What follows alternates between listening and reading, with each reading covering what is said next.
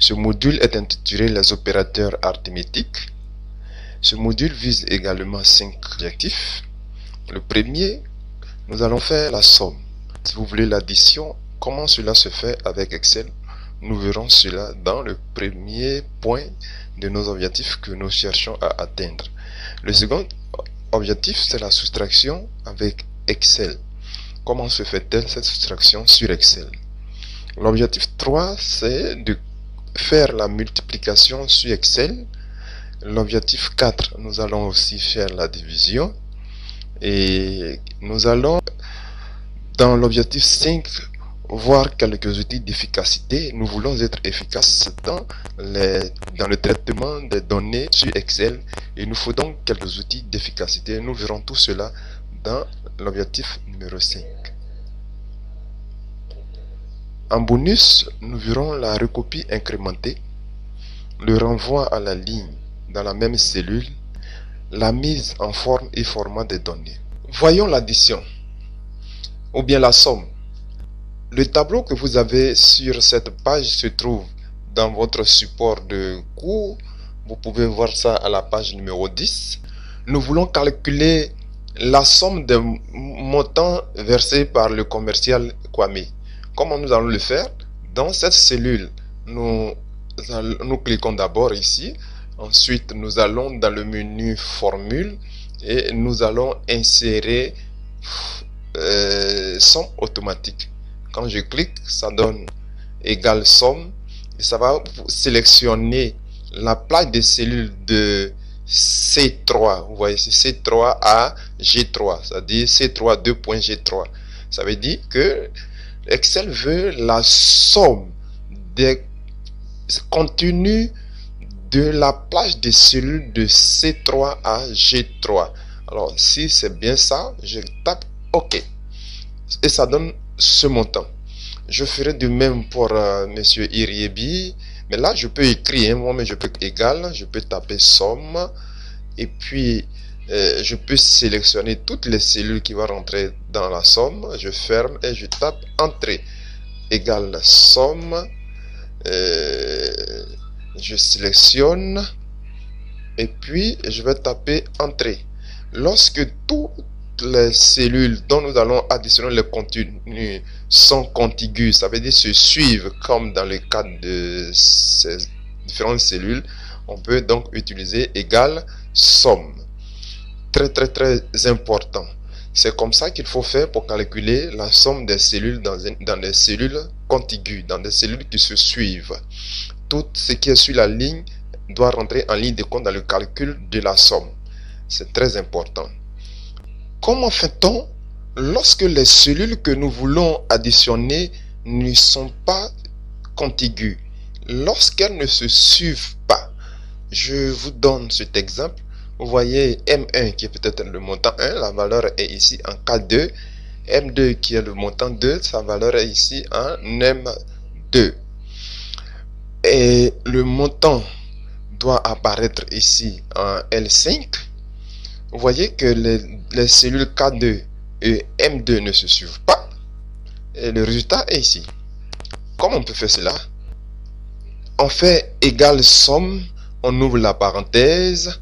K2 qui est la référence de la cellule contenant ce montant, séparé d'un point virgule, et M2 qui est aussi l'autre cellule qu'on veut mettre dans l'addition. On ferme la parenthèse, on tape entrée, on a le résultat. On peut également utiliser le signe plus, comme ici. Ici, j'ai mis égal K2 plus M2. K2, c'est cette cellule-là, c'est sa référence, plus M2 c'est cette cellule. Donc, quand vous mettez égal K2 plus M2, vous tapez entrée, vous avez exactement le même résultat. Dans ce cas-là, les cellules à additionner ne sont pas contiguës, ne se suivent pas forcément. Donc, ce sont des cellules qui sont prises ça et là. Et ça, c'est vraiment aussi important à retenir. La formule égale somme, on ouvre la parenthèse CI 2.CF. Ça veut dire quoi? Égale somme. On ouvre la parenthèse. La cellule de départ, j'appelle la cellule initiale, 2 points, la cellule d'arrivée. Quand on regarde ici, la cellule CI, la cellule initiale, c'est C3, 2 points, la cellule d'arrivée, c'est G3.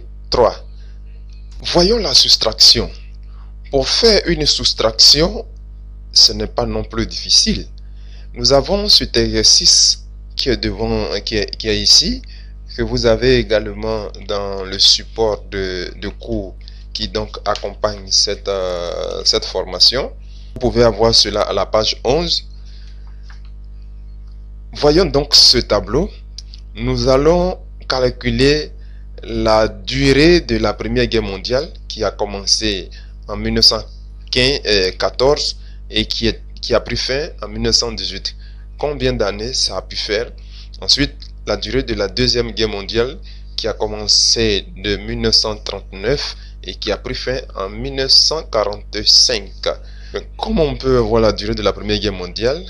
On va donc mettre égal. On va cliquer ici. Ça fait égal D3 moins C3.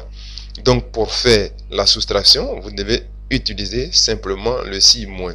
Entrer, ça fait 4 et 4 ans donc. On va faire ça. D4 moins C4 et ça donne 6. Donc je rappelle que pour faire la soustraction, il faut utiliser le signe moins. Voyons maintenant comment faire la multiplication sous Excel. Nous avons ce tableau qui est aussi dans votre support de cours à la page numéro 12. Nous voulons additionner, multiplier donc la quantité pour ce qui concerne le cahier TP 300 pages. Nous allons donc avoir le montant ici dans la cellule E3 en multipliant le prix unitaire par la quantité. Comment on peut faire cela? Voilà, je vais vous montrer deux méthodes. La première méthode, on met égal, il faut forcément, n'importe quelle que soit la formule ou la fonction que vous voulez insérer dans une cellule d'Excel, commencer par le signe égal. Donc on met égal. On va prendre donc la référence de cette cellule qui contient ici la quantité. Là c'est C3 multiplié par D3. D3 est la cellule qui est ici, qui contient donc le prix unitaire. Donc ça donne, vous voyez dans la barre de formule, ça va donner égal C3 astérisque, D3 astérisque étant en fait le signe de la multiplication sur Excel. Vous tapez entrée et vous validez, vous avez la bonne réponse. On peut aussi faire autrement en mettant égal. Nous savons que la multiplication s'appelle le produit. Donc nous écrivons produit et nous allons faire le produit de la cellule C4 point virgule et de la cellule D4. Donc vous allez donc mettre égal produit. Vous mettez la référence de la cellule, la première cellule séparée d'un point virgule, la deuxième cellule. Si vous voulez ajouter une autre cellule, mettez le point virgule. Donc vous mettez autant de cellules que vous voudriez en les séparant par point virgule.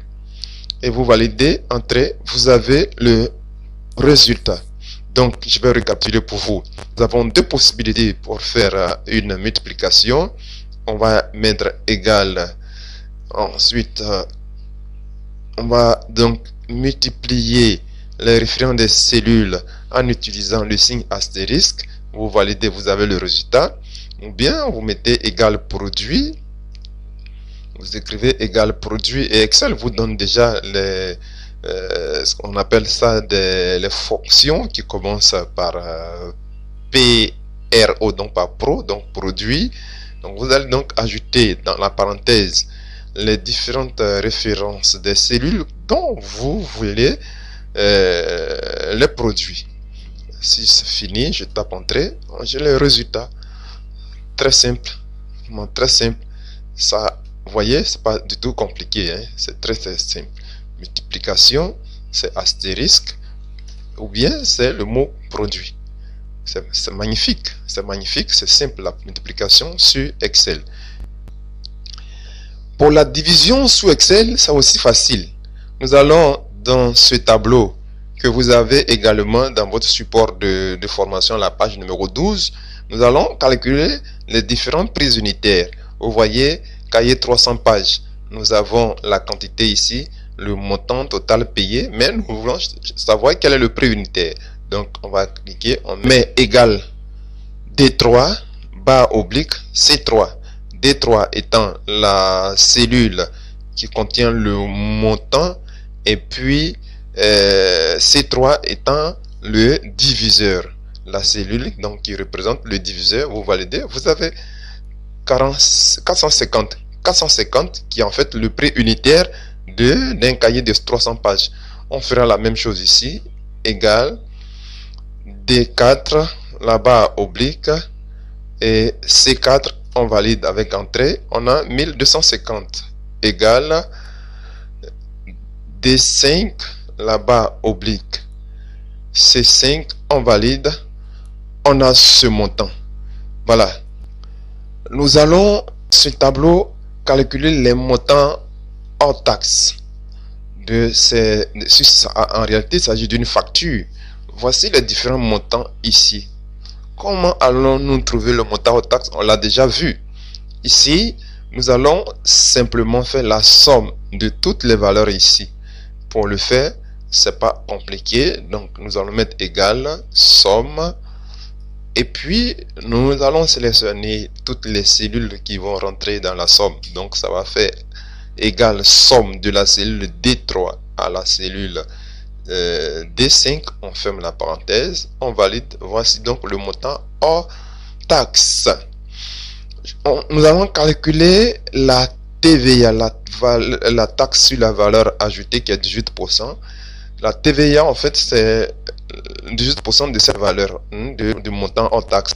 Comment ça va se faire? En réalité, il s'agit de multiplier donc la valeur de la TVA par ce montant-là. Ça veut dire quoi? On met égal 18%. 18%, vous devez pouvoir réussir à taper 18% sur votre clavier d'ordinateur, multiplier, astérisque, c'est très important, par cette valeur qui est E6. Vous validez, vous avez la TVA. Alors, le net à payer, c'est quoi le net à payer? Le net à payer, on l'a déjà mis ici, le net à payer étant égal le montant hors taxe plus la TVA, le montant qui est ici, et la TVA. Donc, comment on va le faire? Nous avons deux possibilités. Bon, comment on le fait? On met égal somme. On peut simplement sélectionner les deux. On ferme la parenthèse. On valide. On a donc le net à payer. Magnifique, magnifique, chers amis. Ici, nous allons voir ce qu'on appelle la recopie incrémentée. Excel, en réalité, nous facilite la tâche. Vous pouvez déjà voir ici sur mon écran, sur votre écran, mon écran qui est désormais votre écran. Vous avez vu, j'ai mis 1, 2 ici sur la ligne. Imaginez que nous voulons écrire 1, 2, 3, 4, 5, 6, 7, 8 et peut-être jusqu'à 100. Ça peut être fastidieux si nous devons nous-mêmes écrire. Alors, Excel est d'une intelligence exceptionnelle. Vous écrivez 1 dans la première cellule ici, 2 ici, et vous sélectionnez les deux ensemble. Vous voyez, j'ai tout sélectionné, et vous mettez sur l'angle qui est là, et quand vous glissez, vous voyez, ça écrit 3, 4, 5, 6, 7. Voilà.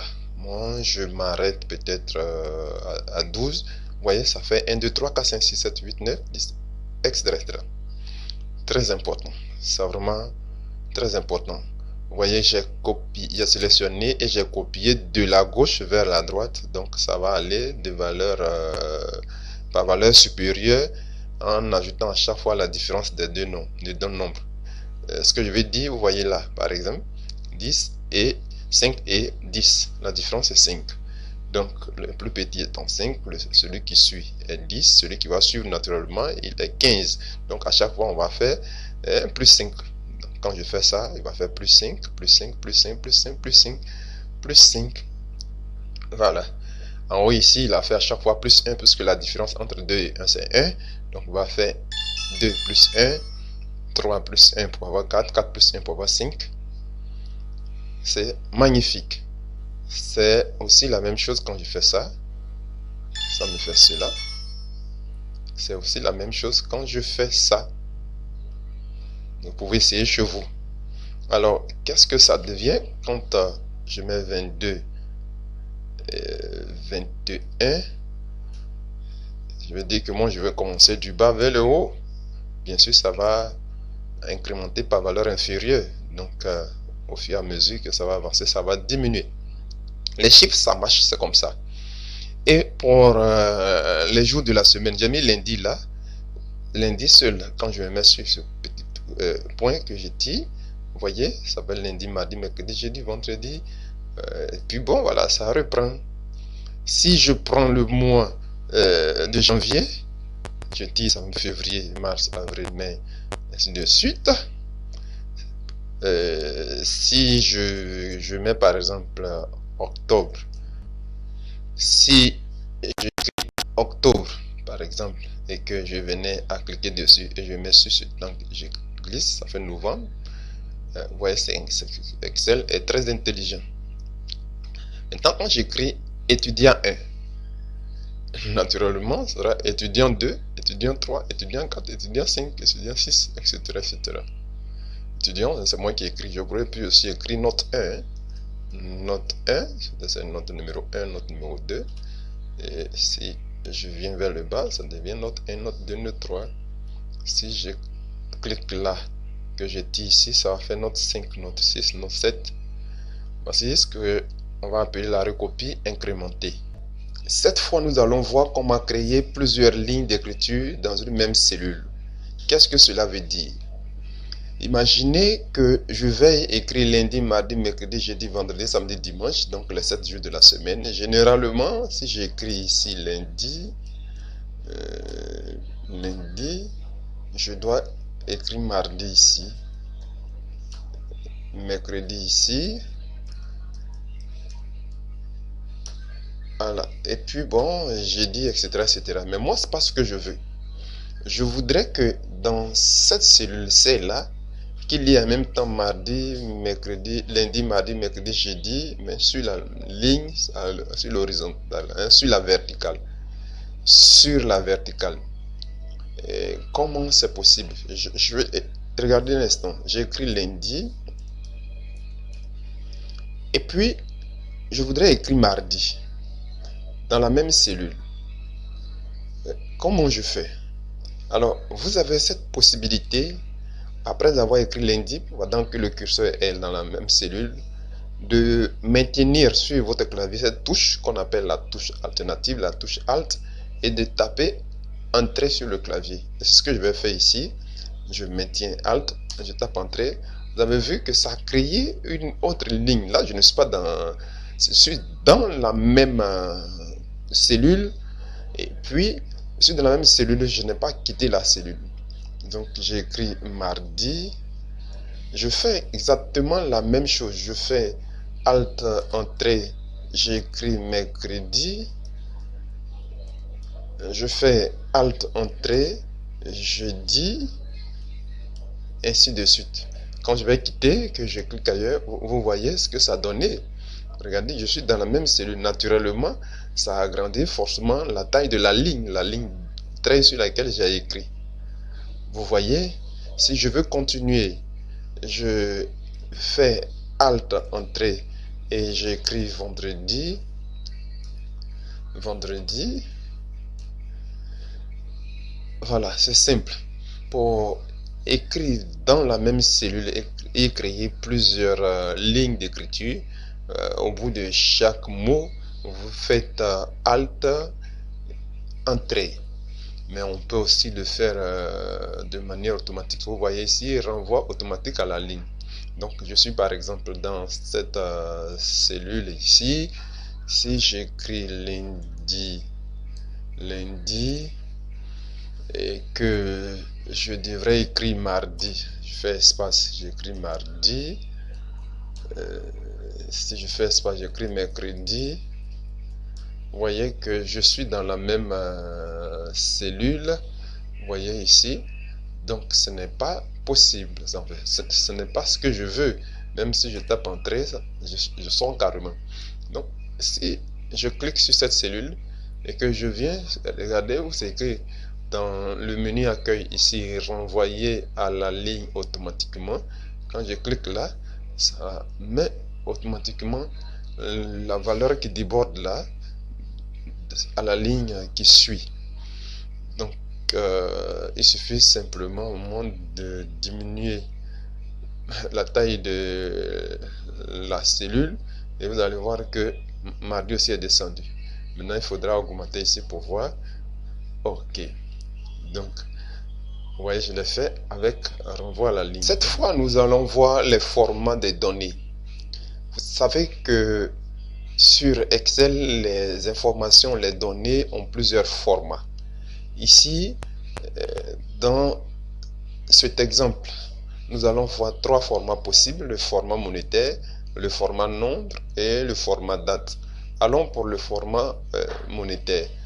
Je vous ai présenté ce petit tableau où on a les articles, la colonne d'articles, le prix unitaire, la quantité et le total.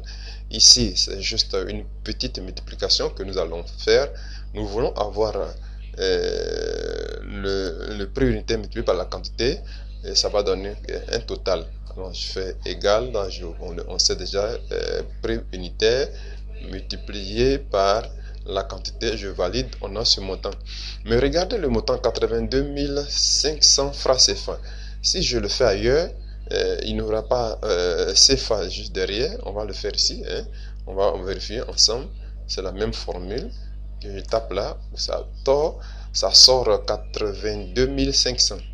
Mais pourquoi est-ce que ici ça sort CFA derrière alors que ici il n'y a pas CFA? On va remarquer quand je clique sur cette cellule, en réalité c'est la cellule K10. Vous regardez ici dans accueil, là on a ici où c'est écrit standard, c'est ici le format des cellules, c'est écrit standard ici. Ça veut dire que là où je suis ici, le format de cette cellule est un format standard. Ça veut dire que tout ce qui apparaît n'a pas véritablement de format. Ce n'est pas le cas ici. Ici, quand je clique, vous voyez, ça sort format monétaire. Ça veut dire quoi? Qu'est-ce que j'ai fait ici? Alors, ce que j'ai fait ici, je vais le faire ici. On verra comment ça. J'ai cliqué ici, voilà. Mais en réalité, moi, j'avais cliqué ici, mais on va le faire ici parce que je l'ai fait de l'autre côté. J'ai cliqué, je clique là. Je viens donc ici dans format, je cherche. Je viens, il y avait carrément en dessous. Et puis, j'ai cette petite fenêtre qui donne les différentes catégories de formats. Alors, standard est sélectionné puisque dans la cellule K10 qui est sélectionnée ici a le format standard, mais moi je veux un format monétaire. Voici nombre monétaire. Je clique sur monétaire. Quand je clique sur monétaire, regardez ici, symbole euro, le symbole de euro, et puis nombre de décimales 2. Ça veut dire si je clique sur OK, ici ça va sortir 82 500 euros, bien sûr avec une virgule et 2 euros derrière, puisque le nombre on a mis décimal 2. Ça c'est un euro, mais nous on veut que ça soit même en CFA. Donc on va retourner au même endroit. Alors que la cellule reste sélectionnée, je viens ici, bon, c'est déjà monétaire sélectionné, nombre de décimales, c'est déjà 2, mais c'est ici que nous allons chercher, là. On cherche, et puis voilà, ici, je vois CFA français Côte d'Ivoire. Je sélectionne, et puis je vais donc, avant de valider, regarder nombre de décimales. Si je laisse 2, ça va apparaître comme ça, avec CFA derrière. Si je le fais, vous avez vu, donc ça fait ce montant là. Ok, maintenant je veux qu'il n'y ait pas de virgule, hein, puisqu'il n'y a que des zéros après la virgule. Comment je peux enlever ça? On aurait pu déjà ici refuser cela, donc enlever plutôt ici le nombre de décimales, enlever le 2 et mettre un 0, et puis bon, on valide, ça donne ça clairement. L'avantage ici c'est quoi? Si je change par exemple, c'est pas la quantité que je valide, ça fait 30 000 CFA. C'est un format monétaire. C'est un format monétaire, ce n'est pas des chiffres, je veux dire, ce n'est pas des lettres, ça. Hein? Pour Excel, c'est différent de ce que j'écris ici. 30 000 CFA. C'est différent de ça. C'est différent dans le sens où, quand je clique ici, ça sort standard. Hein? Et puis, pour Excel, cette valeur-là, elle est alphanumérique, alors que ici, la valeur, elle est numérique, elle est monétaire. Elle est monétaire. Elle est monétaire. Et quand je clique, vous voyez que ce qui apparaît ici dans la barre de formule, ce n'est que la formule et non ça. Alors quand je fais ça, voilà, c'est une valeur alphanumérique, alors que c'est la reste une valeur numérique qu'on peut utiliser pour faire des additions, puisque c'est déjà le produit de ça et de ça qui donne ça. Voilà ce qu'il faut comprendre. Et puis le format nombre. Voyons ici. 2000, c'est un entier. Quand je sélectionne 2000 et puis bon, je sélectionne la cellule et je viens ici dans format, vous voyez ça fait standard, mais je clique, un entier est un nombre, et ici je veux le nombre décimal, je veux mettre à 0. Quand je fais ça, c'est pourquoi c'est comme ça. Alors ici vous voyez que 2000 là, il y a une séparation entre 2 et puis les 3 zéros qui sont derrière. Pourquoi? C'est vrai que j'ai mis décimal, mais j'ai mis décimal 00. Mais ici, on peut appliquer donc le nombre de décimales. Là, j'ai mis 0, c'est pourquoi on a ça. Il n'y a pas de virgule dedans. Mais on va utiliser ce qu'on appelle le séparateur de milliers. Le séparateur de milliers, ce qui fait que quand en 2000, voilà, les milliers sont séparés. On va l'appliquer ici. Si je fais ça et que je viens ici, que je fais ça, que je prends le séparateur de milliers, que je coche et que je valide, il y a le séparateur de milliers. Mais ici, c'est un nombre décimal. Ça veut dire qu'il y a une virgule dedans. Sauf que j'ai enlevé ça. En regardant ici, regardez là, ici quand je fais, ça diminue, et ça réduit le décimal, alors que ici, on va en ajouter. Quand je clique, on va ajouter un 0 après la virgule, maintenant 2 0 après la virgule. On peut mettre 3 0 après la virgule. Mais ça, pour Excel, hein, tout ce qui est derrière, c'est nul, puisque il n'y a que des zéros après la virgule. Donc on peut valablement enlever en cliquant ici. C'est ce qui a été fait. Voyons maintenant le cas de la division. Ici, j'ai mis égal 10 divisé par 3. Quand je valide, ça fait 3,333333. Ce que je veux, c'est d'avoir deux chiffres après la virgule. Comment je peux faire ça? Je clique naturellement sur cette cellule. Je viens là, vous voyez le format qui est actuellement, c'est le format standard. Moi, je veux deux chiffres après la virgule. Donc, je viens dans autre format carrément en dessous ici. Nous avons cette fenêtre. Cette fenêtre dans laquelle nous avons standard sélectionné, puisque le format de cette cellule a le format standard. Mais nous voulons un format nombre. Vous voyez, nombre de décimales par défaut, ils ont mis 2. Alors, si je suis d'accord avec, je maintiens 2. Sinon, je peux augmenter en cliquant là. Vous voyez, quand j'augmente là, je suis à 6 chiffres après la virgule. Vous pouvez déjà voir ici. Si je validais, ça allait apparaître là. Mais moi, je veux 2. Je fais ça. J'ai 2 chiffres après la virgule, ça valide. Du coup, ça fait 3,33. C'est super. L'autre chose que nous allons voir, c'est le format date. Nous pouvons formater une cellule en fonction de différents formats de date. Ici, nous allons voir une formule qui est égale aujourd'hui. Alors, je mets égal aujourd'hui, je tape, je valide. Cette fonction égale aujourd'hui va vous donner la date du jour. Aujourd'hui, nous sommes le 8 février 2021. Nous pouvons voir ça ici, le 8 février 2021. Rassurez-vous que votre système est à jour. Ce que j'appelle le système, c'est-à-dire votre ordinateur est à jour. Il faut que la date soit vraie. Si ce système n'est pas à jour, c'est l'heure et surtout la date du système qui doit apparaître là. Excel n'invente pas.